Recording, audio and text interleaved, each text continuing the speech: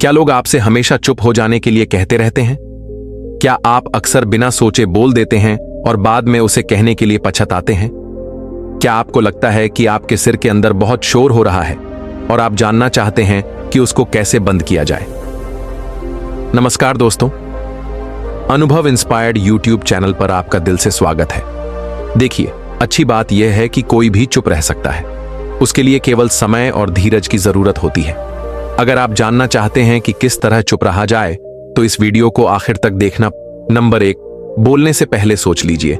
अगली बार जब आप ऐसी परिस्थिति में हो कि आप कुछ कहने के लिए बेचैन हो रहे हो, तब एक पल के लिए ठहरिए और खुद से पूछिए कि आप जो कहने जा रहे हैं, क्या उससे वास्तव में इस परिस्थिति में कुछ लाभ होगा? क्या आप लोगों को कोई ऐसी जानकारी देंगे जिसकी उन्हें जरूरत है? लोगों को हंसाएंगे, उन्हें आश्वस्त करेंगे, या सिर्फ इसलिए कुछ बोलेंगे कि आपको सुना जा सके? अगर आपको नहीं लगता है कि आपको जो भी कहना है उससे किसी को वास्तव में कोई लाभ होगा, तब उस बात को अपने तक ही रखिए। शुरुआत में आप इस नियम का पालन करिए कि जो भी 2 बातें सोचें, उनमें से केवल एक ही को कहिए। नंबर 2, किसी की बात को बीच में मत काटिए। कभी भी किसी व्यक्ति की बात को जब वह बोल रहा हो, बीच में तब तक मत काटिए जब तक कि आपको ऐसा ना लगे कि आपको जो भी कहना है वह इस कन्वर्सेशन के लिए बहुत ही महत्वपूर्ण है। किसी की बात काटना न केवल अशिष्टता होती है, बल्कि इससे कन्वर्सेशन का फ्लो भी बाधित होता है और आप बड़बोले लगने लगते हैं। अगर आपको सचमुच में कोई कमेंट करना ही है या कोई सवाल पूछना ही है, तब उसको नोट कर लीजिए और तब तक रुकिए जब तक कि बोलने वाला व्यक्ति अपनी बात पूरी ना कर ले। और जब वह रुके, तब देखिए कि क्या आपकी बात या सवाल अभी भी जरूरी है या सिर्फ बिना वजह है। आपको यह जानकर आश्चर्य होगा कि अगर आप लोगों को अपनी बात पूरी कर लेने देंगे, तब आपके कितने सारे प्रश्नों का जवाब अपने आप ही मिल जाएगा और सामने वाला इंसान आपसे बात करना बहुत पसंद करेगा, क्योंकि आजकल ऐसे लोग बहुत कम हैं जो किसी की बात को पूरा सुन सकें। सभी को बस अपनी बात कहने की जल्दी रहती है। नंबर 3, अपने बारे में बातें करने की जगह सवाल पूछिए।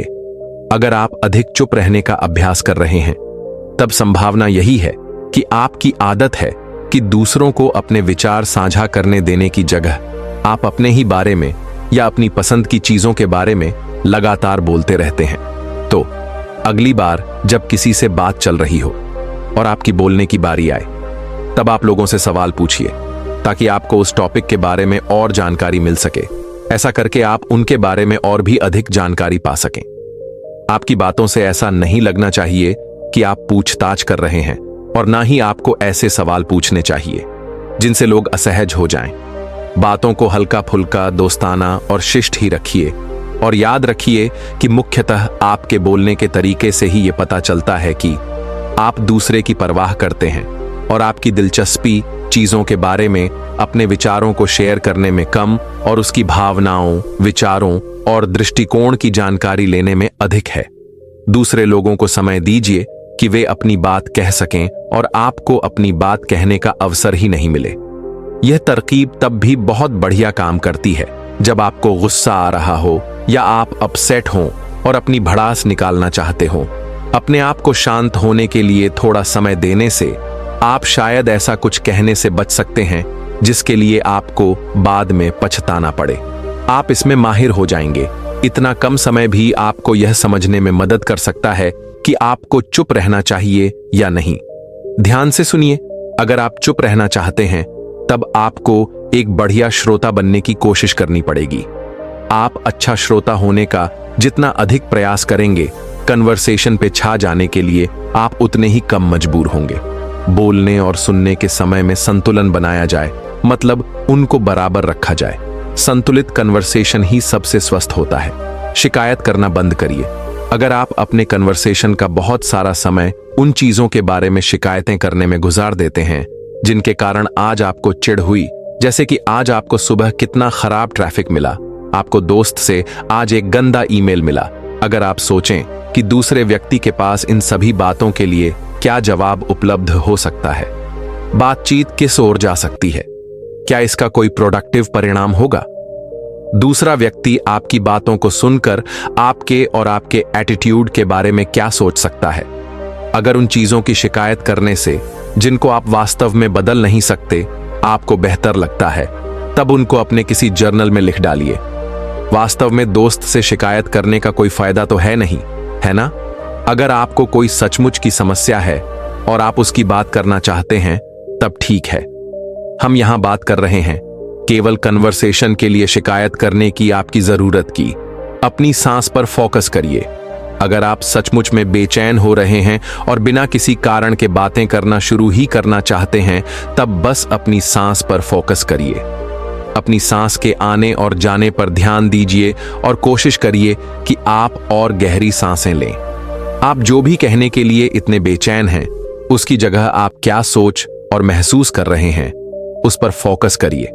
इस तकनीक से आप शांत हो सकेंगे और आप देख सकेंगे कि बात करना कितना महत्वपूर्ण है। आप जो भी सुनते हैं उसको प्रोसेस करने में कुछ समय लीजिए। हो सकता है कि आप ऐसे व्यक्ति हों जो कि सुनी हुई किसी भी बात पर तुरंत प्रतिक्रिया देता है, मगर किसी भी परिस्थिति से निपटने का यह सबसे बढ़िया तरीका नहीं है। और कोई प्रश्न या कमेंट पूरी तरह से तैयार करना चाहते हैं, तब आप कहीं कम बोल पाएंगे और आप कुछ ऐसा पूछ पाएंगे या कमेंट कर पाएंगे जो कि कहीं अधिक सटीक होगा। इससे आपको समय मिलेगा कि आप अपने आंतरिक एडिटर बन जाएंगे और आप वो सब फालतू चीजें नहीं कहेंगे जिनसे कुछ भला नहीं हो रहा है। इन तरीकों को जीवन में अपनाकर आप खुद को कहीं बेहतर इंसान बना सकते हैं और दूसरे लोग भी आपसे बात करना पसंद करेंगे। एक बार की बात है, गौतम बुद्ध के सभी शिष्य एकत्र हो गए। गौतम बुद्ध ने संदेश देना आरंभ किया। बुद्ध बोले, आज मैं तुम्हें ऐसे व्यक्ति की कथा सुनाता हूं जिसके पास सब कुछ होते हुए भी वह दुखी था। गौतम बुद्ध ने कहना आरंभ किया, किसी नगर में एक सेठ रहता था। उसके पास लाखों की संपत्ति थी, बहुत बड़ी हवेली थी, नौकर चाकर थे। फिर भी सेठ के मन को शांति नहीं थी। एक दिन किसी ने उसे बताया कि एक नगर में एक साधु रहता है, उससे मनचाही वस्तु मिल जाती है। सेठ उस साधु के पास गया और उसे प्रणाम करके निवेदन किया, महाराज, मेरे पास धन की कमी नहीं है, पर फिर भी मेरा मन बहुत अशांत रहता है। आप कुछ ऐसा उपाय बता दीजिए कि मेरी अशांति दूर हो जाए। कि साधु बाबा उसे कोई ताबीज दे देंगे या और कुछ कर देंगे जिससे उसकी इच्छा पूरी हो जाएगी और उसका मन हमेशा के लिए शांत हो जाएगा। लेकिन साधु ने ऐसा कुछ भी नहीं किया, बल्कि अगले दिन उसने सेठ को धूप में बिठाए रखा और स्वयं अपनी कुटिया के अंदर छाया में जाकर चैन से बैठा रहा। गर्मी के दिन थे, सेठ का बुरा हाल हो गया।